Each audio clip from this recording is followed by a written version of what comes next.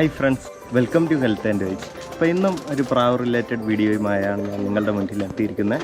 ഇപ്പോൾ ഞാൻ കാപ്പാടാണുള്ളത്. മുന്നേ ഞാൻ കാപ്പാടത്തെ ഒരു പറവപ്രാവിൻ്റെ ഒരു വീഡിയോ ചെയ്തിരുന്നു. അപ്പോൾ അതിനടുത്തുള്ള മറ്റൊരു പറവ ലോഫ്റ്റാണ് ഇന്ന് പരിചയപ്പെടുത്തുന്നത്. ഇതൊക്കെയാണ് ഇവിടുത്തെ പറവപ്രാവുകൾ. നമുക്കിതിനെപ്പറ്റി ഇവിടുത്തെ ഈ പ്രാവ് വളർത്തുന്ന ആളോട് ഡീറ്റെയിൽ ആയിട്ട് ചോദിച്ച് പഠിക്കാം. അപ്പോൾ പുള്ളിയാണ് ഈ പ്രാവിൻ്റെയൊക്കെ ഓണർ. എന്താ പേര്?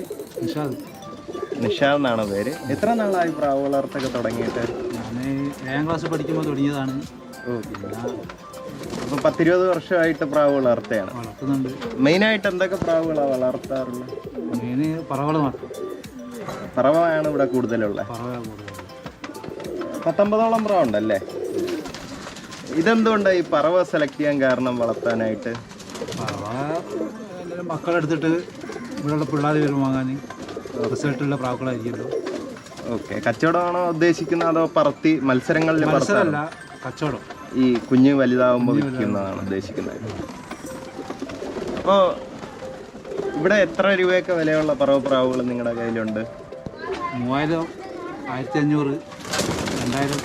ഇതെങ്ങനെ ഇതിൻ്റെ ഈ വില നിശ്ചയിക്കുന്നത്? എന്തിനെ ബേസ് ചെയ്തിട്ടാ? കോഴിക്കോട് നിന്നൊക്കെ ആ റേഞ്ച് വിലക്ക് കിട്ടിയാൽ ആ വിലക്കാണ് കൊണ്ടുവരും നമ്മൾ പ്രാവിനെ. ഓക്കെ, 3000-ൻ്റെ പ്രാവിനെ ഒന്ന് കാണിച്ചു തരാമോ?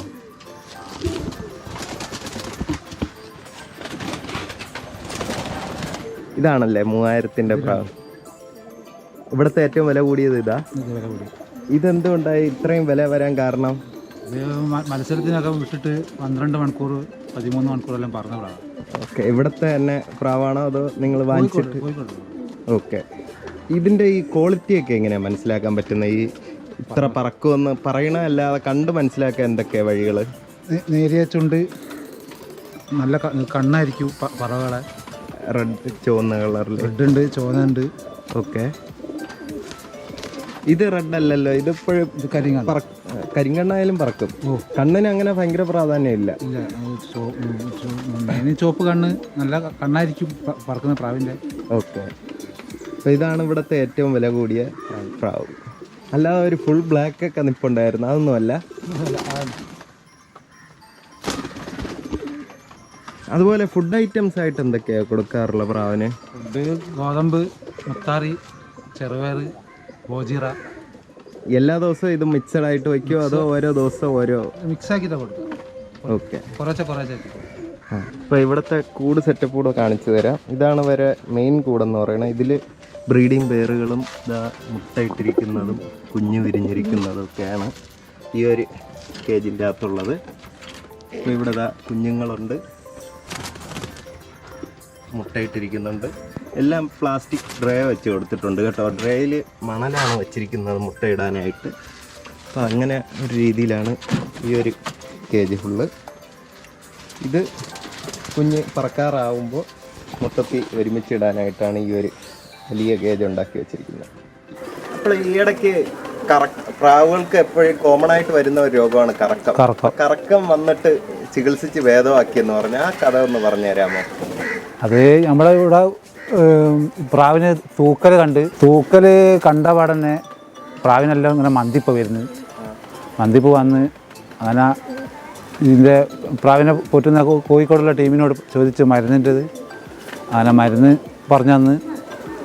മരുന്ന് ഇവിടെ ഉണ്ട്, കുപ്പി ഇവിടെ ഉണ്ട്. എന്തൊക്കെ മെഡിസിൻസാണ് കൊടുത്തത് ഈ കറക്കം മാറാനായിട്ട്?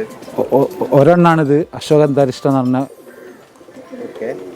പിന്നെ ന്യൂറോബിയം ഗുളിക, പാരസെറ്റമോൾ ഗുളിക, അത് എല്ലാം മിക്സാക്കിയിട്ട് കൊടുത്തതാണത്. ഡെയിലി 3 നേരം? അല്ല, വൈകുന്നേരം മാത്രം കൊടുക്കുക. ഒരു 40-50 മണി കടലയും കൊടുത്ത് ലെവലാക്കിയതാണ് പ്രാവിനെ. പിടിച്ചു വെച്ച് കൊടുക്കണം.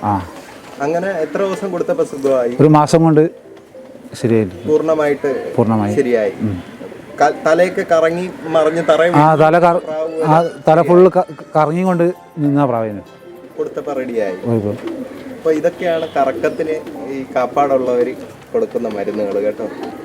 അശ്വഗന്ധാരിഷ്ടം, ന്യൂറോബിൻ, പാരസെറ്റമോൾ, ഇത് 3ഉം കൂടെ മിക്സ് ചെയ്തിട്ട് വൈകിട്ട് ഒരു ml വെച്ചും ഈ മെഡിസിനും അതുപോലെ ഫുഡായിട്ട് കടലയുമാണ് കൊടുക്കേണ്ടത്. നിങ്ങൾ പ്രാവ് സെയിൽ ചെയ്യാറുണ്ടോ? സെയിൽ ചെയ്യാറുണ്ട്. സെയിൽ എങ്ങനെ റേറ്റ് ഒക്കെ വരുന്നത്?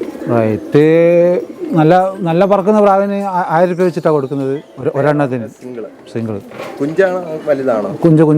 കുഞ്ഞൻ പ്രാവിന് 1000 രൂപ വെച്ചിട്ട് ഇവിടെ കുട്ടികൾ വന്നിട്ട് വാങ്ങി കൊണ്ടുവന്നിട്ടുണ്ട്. നല്ല പറവപ്രാവിനെ കണ്ടാൽ എങ്ങനെ തിരിച്ചറിയാൻ പറ്റുന്നത്? നല്ല പറവപ്രാവിനെ കണ്ടാൽ അതിൻ്റെ ചുണ്ടു, അതിൻ്റെ നല്ല കണ്ണായിരിക്കും, നേരിയ മുഖം, നല്ല ഇതുണ്ടാവും, റിസൾട്ടുള്ള പ്രാവുക്കളായിരിക്കുമല്ലോ. ഓക്കെ. ഇപ്പോൾ ആദ്യമായിട്ട് ഒരു 2-3 പ്രാവിനെ വാങ്ങിച്ച് പറത്തി നോക്കണമെന്ന് കൊച്ചു പിള്ളേർക്ക് ആഗ്രഹം ഉണ്ടെങ്കിൽ ഏത് പ്രാവിനെ വാങ്ങി വളർത്തുന്നതായിരിക്കും നല്ലത്?